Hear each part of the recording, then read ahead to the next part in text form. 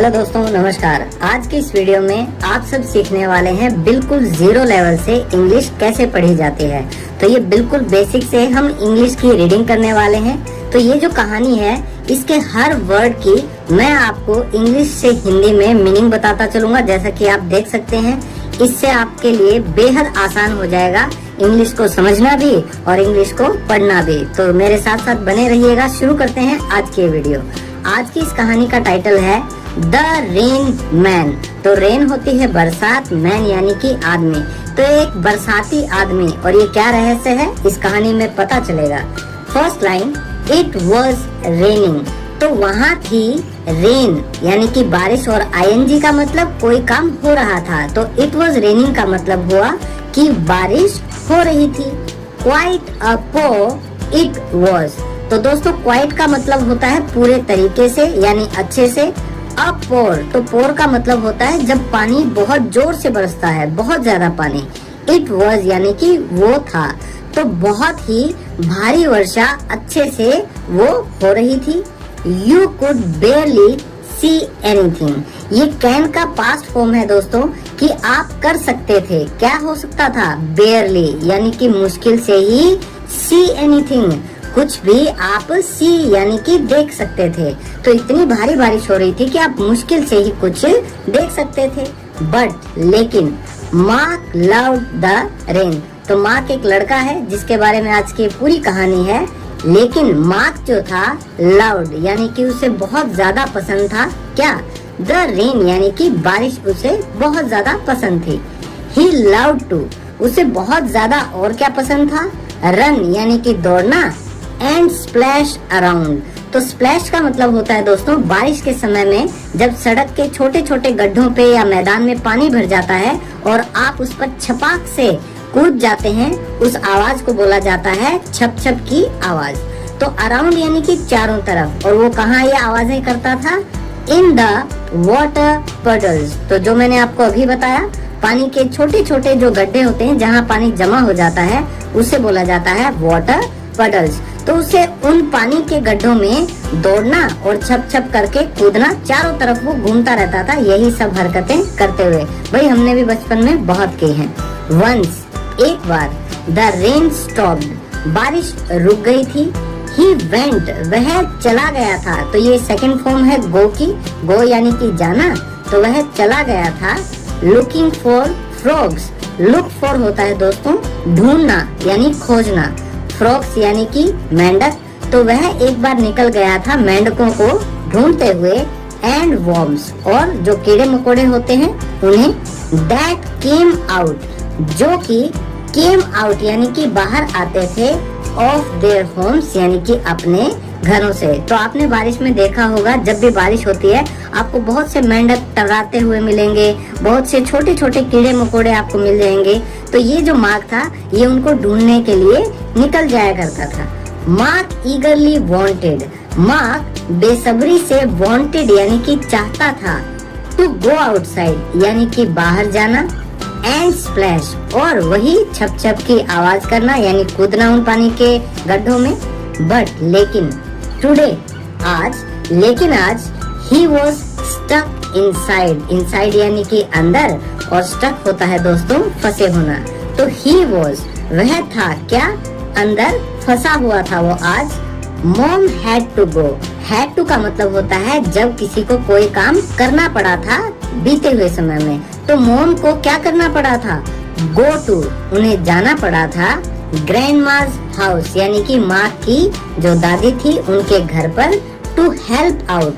Help out होता है दोस्तों किसी की मदद करना। तो मदद करने के लिए उन्हें जाना पड़ा था। With the leaky roof. तो दोस्तों किसी की बरसात में जब छत टपकती है उसे बोला जाता है लीकी रूफ। तो टपकती हुई छत को मदद करने के लिए उसकी दादी के घर उसकी माँ को जाना पड़ा था। ड्यू टू, और वो क्या वजह थी छत टपकने की? Heavy rain. तो जो भारी बारिश हो रही थी उस वजह से छत टपक रही थी। एंड डैड, और जो उसके पापा थे, was stuck at work। तो देखिए दोस्तों स्टक सेकंड टाइम आया है। तो स्टक का मतलब अब आपको याद हो गया होगा फंसा होना। और उसके पापा कहाँ फंसे हुए थे? एट वर्क यानी कि काम पर फंसे हुए थे। It was the first time, और ये क्या था, फर्स्ट टाइम यानी कि ये पहली बार था, दैट कि मार्क हैड टू, अब देखिए फिर से हैड टू आ गया, तो अब आपको ये भी याद हो जाएगा कि मार्क को करना पड़ा था, क्या करना पड़ा था, स्टे होम, घर पर रहना, अलोन यानी कि अकेला। तो ये पहली बार था जब मार्क को घर पर अकेले रहना पड़ा था। आफ्टर डार्क यानी कि अंधेरा होने के बाद, और हर बच्चे को अंधेरे से डर तो लगता ही है ना। ही फेल्ट, तो दोस्तों ये फील की सेकंड फॉर्म है कि उसको महसूस हुआ था, कैसा, वेरी ब्रेव टुडे, बहुत ही बहादुर वो आज उसे महसूस हुआ। क्यों? क्योंकि वो अकेला था। अगर वो नर्वस हो जाता या डर जाता तो अकेला क्या करता, रोने लगता ना। However, फिर भी लुकिंग एट द रेन, बारिश को देखते हुए फिर भी मार्क सडनली, मार्क जो था वो अचानक से क्या हुआ, उसे रियलाइज्ड यानी उसे ये महसूस हुआ था, दैट कि समवन वाज स्टैंडिंग, कोई खड़ा था, कहाँ, outside the window in the rain, बारिश में खिड़की के बाहर कोई खड़ा था। तो दोस्तों कमेंट में सच बताना, क्या आपको भी कभी बचपन में ऐसा लगा है कि कोई दरवाजे के पीछे खड़ा है, कोई खिड़की के पास खड़ा है। Next page, he was standing, वह खड़ा था, कम्प्लीटली यानी कि पूरी तरीके से, स्टिल का मतलब होता है स्थिर यानी कि शांत, तो वह पूरी तरीके से स्थिर वहाँ खड़ा था। एंड सीम्ड, और ऐसा प्रतीत हो रहा था, ऐसा लग रहा था, टू बी लुकिंग, कि वह क्या कर रहा था, लुकिंग यानी कि वो देख रहा था, स्ट्रेट एट मार्क यानी कि सीधा मार्क की तरफ वो देख रहा था। हु, और ये मार्क के बारे में है, तो मार्क क्या था, हु वॉज लुकिंग नर्वस, जो कि क्या लग रहा था, नर्वस यानी कि घबराया हुआ। तो जैसे ही मार्क को लगा कि भाई खिड़की के पीछे कोई खड़ा है, पूरी तरीके से शांत, और ऐसा लग रहा है कि वो सीधा उसी की तरफ देख रहा है, तो मार्क जो था वो घबराया हुआ सा लग रहा था। फ्राइटेंड, तो दोस्तों फ्राइटेंड का मतलब होता है डरा हुआ, नर्वस घबराया हुआ, फ्राइटेंड डरा हुआ। मार्क सैंक टू द फ्लोर, तो ये सिंक की सेकंड फॉर्म है जिसका मतलब होता है डूब जाना, लेकिन यहाँ जो फर्श है उसके ऊपर एकदम से ये फैल गया था, तो उसे भी क्या बोला जाएगा, सैंक। तो मार्क बिल्कुल बैठ गया था, पसर गया था फर्श के ऊपर।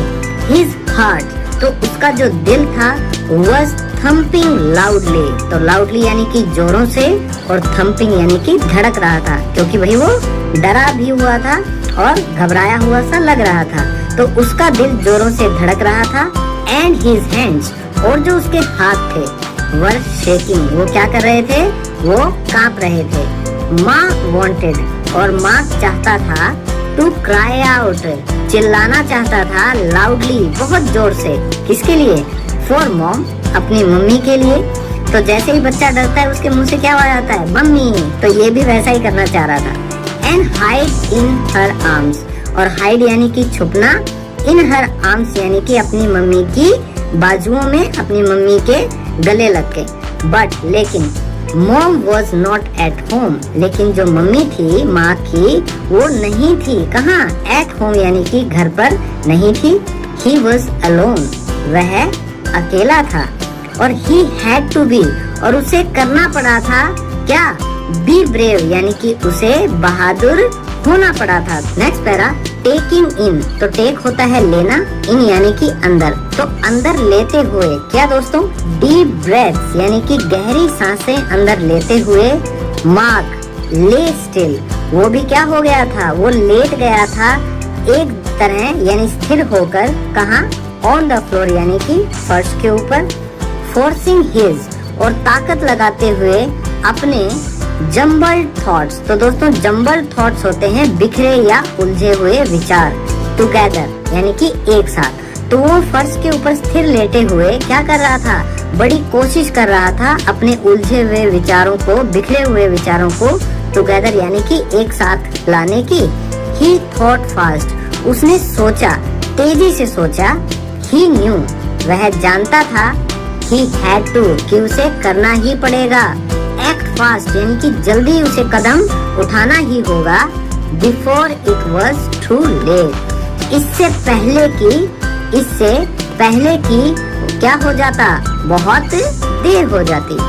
He wanted to meet mom and dad again. तो वह चाहता था to meet यानी कि मिलना अपने मम्मी और पापा से, अगेन यानी कि दोबारा। तो ये नहीं चाहता था कि आज उसकी आखिरी रात हो, वो ये चाहता था कि भाई मैं जिंदा रहूं और अपनी मम्मी पापा से दोबारा मिल भी सकूं। He could not die so soon. वह नहीं कर सकता था क्या? Die so soon यानी कि इतनी जल्दी मर जाना, वह ऐसा नहीं कर सकता था। भाई मरना कौन चाहता है? Slowly धीरे से he crept, तो दोस्तों ये creep की सेकंड फॉर्म है। तो वह रेंगने लगा था to the window यानी कि खिड़की की तरफ, and looked outside, और उसने बाहर देखा। The figure, तो वो जो आकृति थी, वो जो परछाई थी, was still standing, वह अब भी खड़ी थी in the same place यानी कि उसी जगह। तो हो सकता है कोई चोर हो जिसे पता चल जाए भाई मम्मी पापा इसके घर पे नहीं है, छोटा बच्चा है, चोरी कर लेंगे। आप लोगों ने बॉलीवुड की होम अलोन मूवी सीरीज देखी है? अगर नहीं देखी तो लिसनिंग की प्रैक्टिस के लिए उसे जरूर देखिएगा। एंड लुकिंग स्ट्रेट, और वो इंसान क्या कर रहा था? वो जो आकृति या परछाई थी, लुकिंग स्ट्रेट, वो सीधा देख रहा था एट मार्क्स विंडो यानी मार्क की जो खिड़की थी उस तरफ। नाउ अब मार्क वॉज क्लोजर, मार्क जो था वो नजदीक था, टू द विंडो यानी कि खिड़की के वह नजदीक था। ही कुड हियर ग्राउलिंग, और वह हियर यानी कि वह सुन सकता था क्या?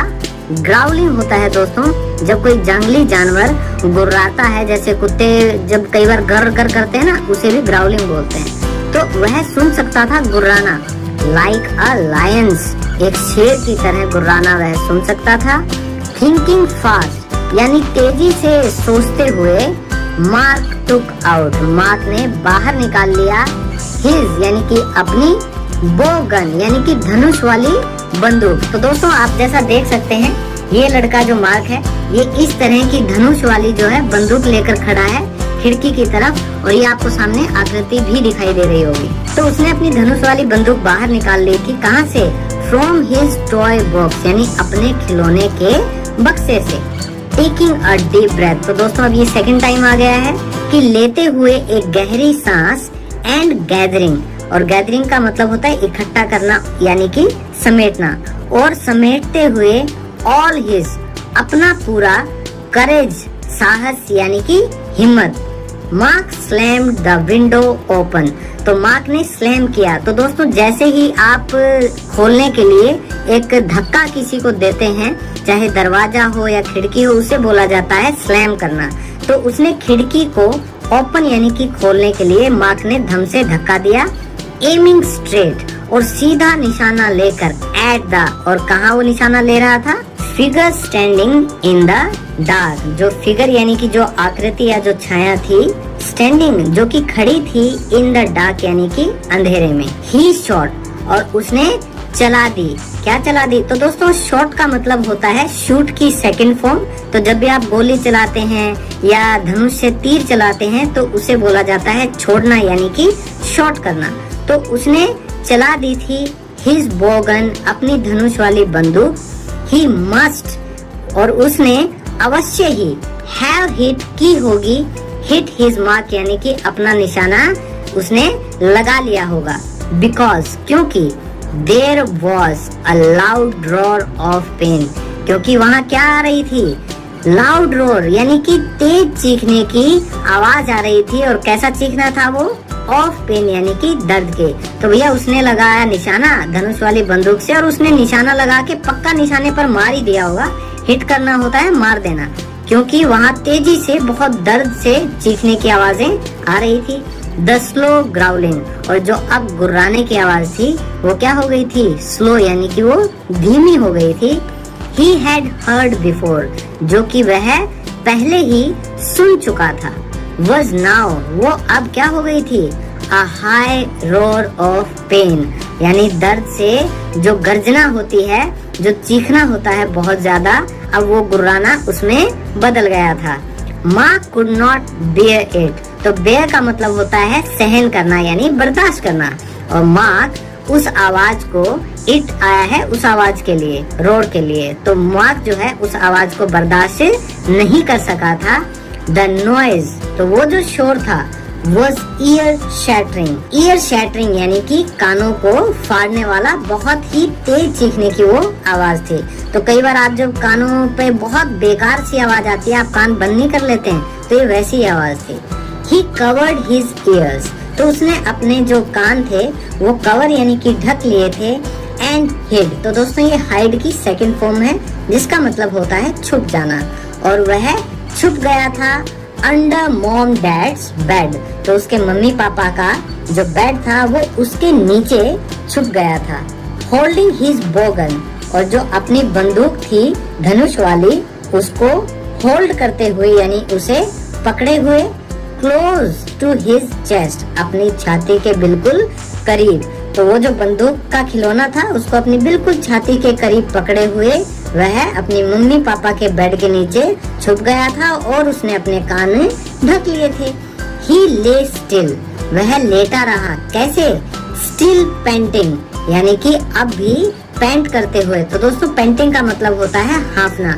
तो जब आप तेज दौड़ते हो या आप डर जाते हो तो आप क्या करते हो, आप तेज तेज सांसें लेने लगते हो यानी कि हाँफने लगते हो। तो वह लेटा रहा अब भी हाँफते हुए हैवीली यानी कि तेज तेज। He must have fallen asleep, तो fallen asleep का मतलब होता है सो जाना। तो वह अवश्य ही सो गया था because, क्योंकि the next thing, जो अगली चीज he heard, उसे जो सुनाई दी थी was, वो क्या थी? Mom and dad calling out for him, तो मम्मी और पापा की उसको for him यानी उसके लिए पुकारते हुए जो आवाज थी वही अगली चीज उसने सुनी थी। एंड इट वॉज मॉर्निंग, और वो क्या थी दोस्तों?